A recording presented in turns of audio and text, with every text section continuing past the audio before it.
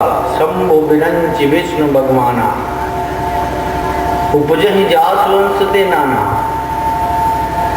ब्रह्मा विष्णु और महादेव जिसके अंश मात्र से नाना प्रकार से रचे जाते हैं। करोड़ों ब्रह्मांडों में हर ब्रह्मांड में ब्रह्मा विष्णु और महादेव अपने तीनों कामों का कार्य कर रहे हैं। पालन, सृष्टि का निर्माण, पालन और संहार मेन कार्य करता है। और वो इस प्रकार से समस्त ब्रह्मांडों में अपना अपना कार्य कर रहे हैं। बोले उस प्रभु को मैं देखना चाहता हूं जो ऐसे ब्रह्मांड के संचालकों को उत्पन्न करने वाला है। वेदों ने भी जिसके बारे में चर्चा करते करते रुक गए और बोलने लगे, नेति नेति कहीं वेद पुकारा, न इति, अभी अंत नहीं हुआ है। वेदों ने जो कुछ भी वर्णन किया, जितना भी वर्णन किया, उसके बाद उन्होंने कह दिया अभी अंत नहीं आया है, अभी मंजिल आखिरी नहीं आई है, अभी मेरा वर्णन समाप्त नहीं हो पाया है, अर्थात अभी आगे और है जिसका वर्णन हम नहीं कर सकते। और इसलिए वो भी केवल वहीं तक का वर्णन कर पाए कि शून्य मंडल में एक ज्योति जल रही है और उस ज्योति से आवाज उठ रही है और उसके आगे हम कुछ नहीं देख पा रहे हैं। नीचे कहां तक है उसका पता नहीं है, कहां से उसका आदि है कहां से अंत है ये भी पता नहीं।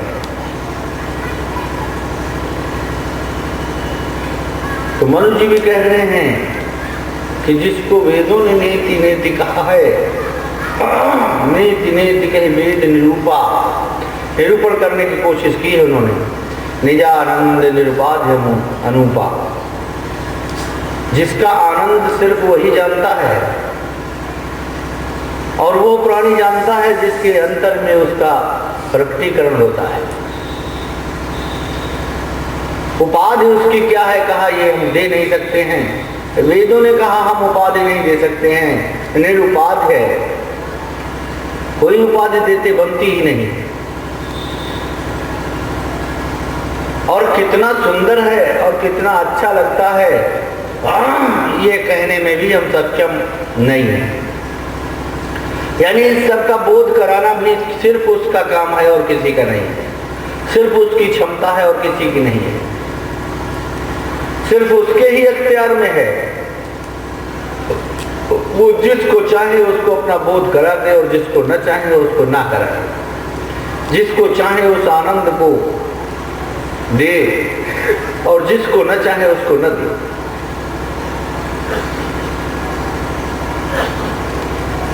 इसलिए कहा सोई जान है जिहि देहु जनाई, जानत तुम्हें हो जाई।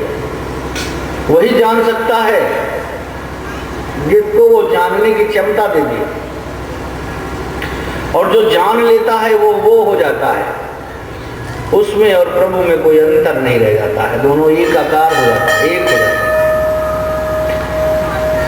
तो इसलिए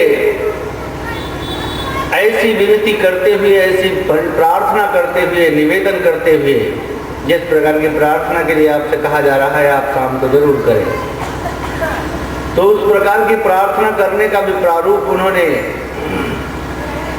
नैमिषारण्य के जंगल में स्थित तमाम साधु और महात्माओं से मिलकर सीखा, जाना, और फिर वो चालू हो गए अपना कार्य करने में। करते करते उनकी तपस्या को देख करके ब्रह्मा विष्णु महादेव तीनों सर्वोच्च देवता जो 33 करोड़ देवी देवताओं में हैं, वो मनु महाराज के पास बारी बारी से कई बार आए, लेकिन मनु जी ने आंख खोलकर उनकी ओर देखा तक नहीं। इसलिए नहीं देखा क्योंकि वो जिसको चाह रहे थे, जिसका दर्शन करना चाह रहे थे, जिससे बात करना चाहते थे, जिसका दीदार करना चाहते थे, वो अभी आया नहीं था। और इन लोगों में से किसी की ये ताकत नहीं थी कि उसका दीदार कोई करा सके, क्योंकि इनको भी उसका दीदार नहीं होता। ऐसा भी प्रमाण हमारी रामचरितमानस में भी दिया हुआ है। इनको भी दीदार नहीं होता।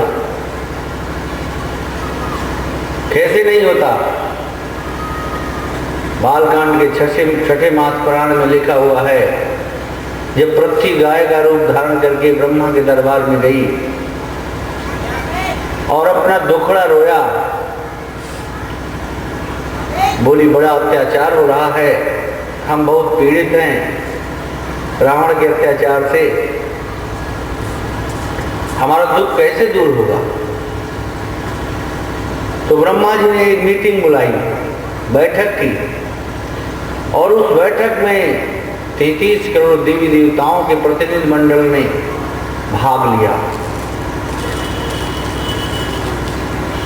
शंकर जी बता रहे हैं पार्वती जी से कि हे पार्वती जी, उस बैठक में मैं भी था और सभी लोग भी थे, मैं भी था। तो बैठक जब आरंभ हुई तो पृथ्वी ने जब ब्रह्मा जी से प्रार्थना किया कि मेरे वो दुख को दूर कर दो, मैं बहुत पीड़ित हूं, तो ब्रह्मा जी क्या कह रहे हैं? ब्रह्मा जी क्या कह रहे हैं? सूर मुनि गंधर्वा मिलकरी सर्वा, ये विरंची के लोका। सुर मुनि गंधर्वा मिलकरी सर्वा, ये विरंची के लोका। जग गोतनुधारी भूमि विचारी, परम विकल भय है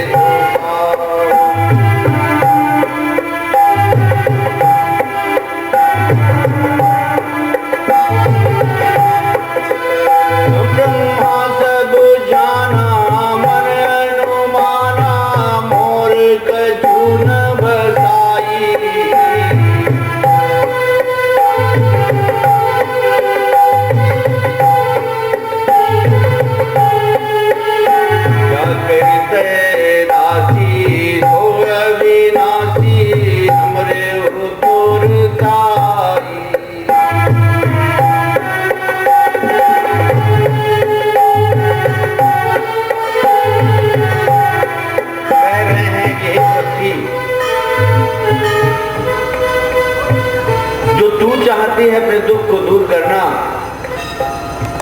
तो ये सृष्टि कोई मेरी बसाई हुई नहीं है, मुझे सृष्टि का कर्ता बना दिया गया है।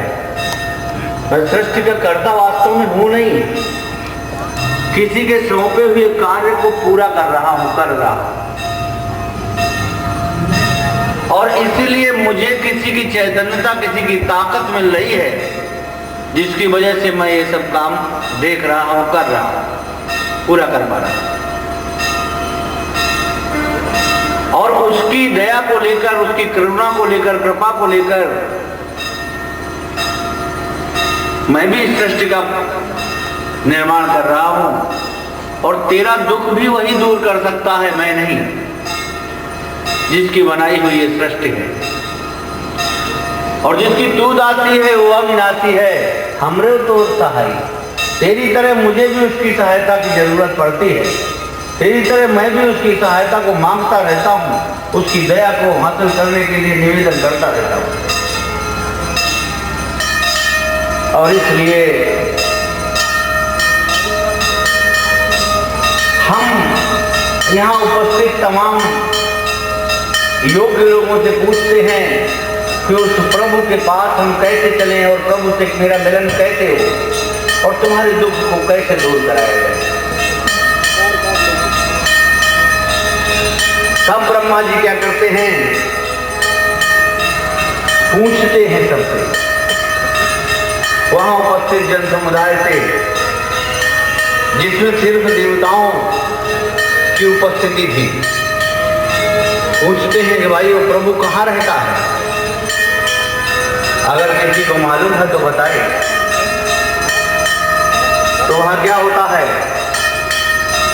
कि पुरवैकुंठ जान कहा को, पुरवैकुंठ जान कहा को, कहा पयनिधि बस प्रभु को, कहा पयनिधि बस प्रभु को, पुरवैकुंठ जान कहा को, पुरवैकुंठ जान कहा को, कहा पयनिधि बस प्रभु को, कहा पयनिधि बस प्रभु को, कहा पयनिधि बस प्रभु को, कहा पयनिधि बस प्रभु को। तो जिन लोगों ने बताया प्रभु के निवास को, उनमें जो सबसे ज्यादा ऊंचे स्थान तक बताने की क्षमता रखने वाले थे, वो सिर्फ स्वर्ग और वैकुंठ। किसी ने कहा वैकुंठ में रहता है, किसी ने कहा क्षीर सागर में रहता है। दो स्थान ज्यादा से ज्यादा अधिकतम ऊंचाई तक के बताए गए, लेकिन ये भी दोनों स्थान नहीं थे। और ये तो प्रमाणित हो जाता है कि ब्रह्मा जी को अगर पता होता तो वो किसी से पूछते नहीं, खुद बता देते कि अमुक स्थान ये है। और फिर उसके बाद जब सबसे पूछ चुके वो, तो उन्होंने क्या किया, शंकर जी की ओर निगाह डाली, बोले भोलेनाथ तुम चुप क्यों बैठे हो, तुम तो बड़े ज्ञानी हो, बड़े योग्य हो, और जब बहुत मुसीबतें आती हैं तब तुमसे काम हल कराया जाता है और चुपचाप बैठे हो, क्या बात, कुछ बताओ। तो शंकर जी कह रहे हैं, हे पार्वती मैं भी उस समाज में था, जब मौका मिला, जो योग्य होता है, जो ज्यादा योग्य होता है, तो चुपचाप शांत बैठा रहता है। जिसका पात्र भरा है वो शांत रहेगा, और जिसका खाली है या थोड़ा बहुत पड़ा है वो बहुत उछलेगा, बहुत कूदेगा, बहुत कोशिश करेगा कि हाँ मेरे अंदर भी कुछ है। तो शंकर जी शांत इसलिए बैठे थे क्योंकि वो प्रभु के भेद को कुछ कुछ जानते थे, प्रभु की दया को कुछ कुछ समझते थे, और इसीलिए उन्होंने रामचरितमानस को 100 करोड़ बार अपने मानस में रचा। तो वो क्या बोले, कितने ही समाज गिरजा में गए, समाज गिरजा में गए, अवसर पाई वचन एक कहे, अवसर पाई वचन एक कहे, अवसर पाई वचन एक कहे, अवसर पाई वचन एक कहे, हरि व्यापक सर्व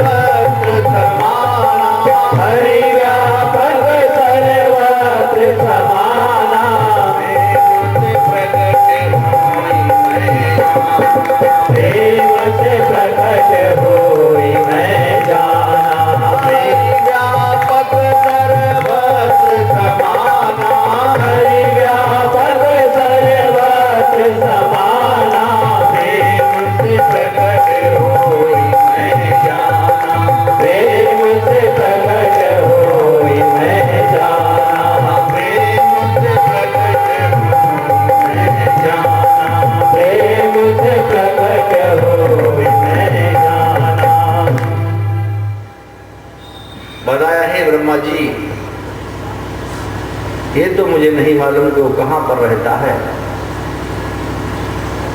कौन सा स्थान है, कैसा स्थान है, लेकिन सिर्फ इतना जानता हूं कि समस्त सृष्टि में जितना भी जो कुछ स्थान है, हर स्थान पर वो परमात्मा मौजूद है, हर स्थान पर उसकी उपस्थिति है। कैसे है? विचार करो। ऐसे ही है जैसे दूध में घी रहता है, काठ में आग रहती है, फूल में खुशबू रहती है, ऐसे ही वो परमात्मा भी हर जर्रे में उपस्थित है। दूध आप देखते हैं, लेकिन घृत आप उपाय करने के बाद पाते हैं, दिखाई नहीं पड़ता। अगर कोई प्राणी अज्ञानतावश विचार करे कि दूध में घी होता है, तो हम दूध में दीपक जला देंगे, तो जलाते जलाते बुढ़ा हो जाएगा और फिर एक दिन समाप्त हो जाएगा, लेकिन उस दूध में दीपक कभी नहीं जलेगा। ठीक उसी प्रकार से जब तक उस प्रभु को आप अपने में प्रकट नहीं करेंगे, आपकी पूजा आरंभ नहीं होगी। प्रकट करने के बाद उसकी प्राप्त होती है। और वो प्रकट कैसे होता है? शंकर जी बता रहे हैं कि प्रेम से प्रकट हो जाना। और वो प्रेम कहाँ मिलता है? उसकी भक्ति करने से। और भक्ति कैसे आती है? संतों के मिलन से। वही बात जो राम जी ने कही, तात भगत अनुपम सुख मूला, मिले जो संत हो अन्यथा और कोई दूसरा उपाय है ही नहीं। तो यहां शंकर जी ने उसे प्रमाणित किया, वहां राम जी ने खुद कहा, उत्तरकांड में काकभूषण जी ने गरुड़ जी से कहा,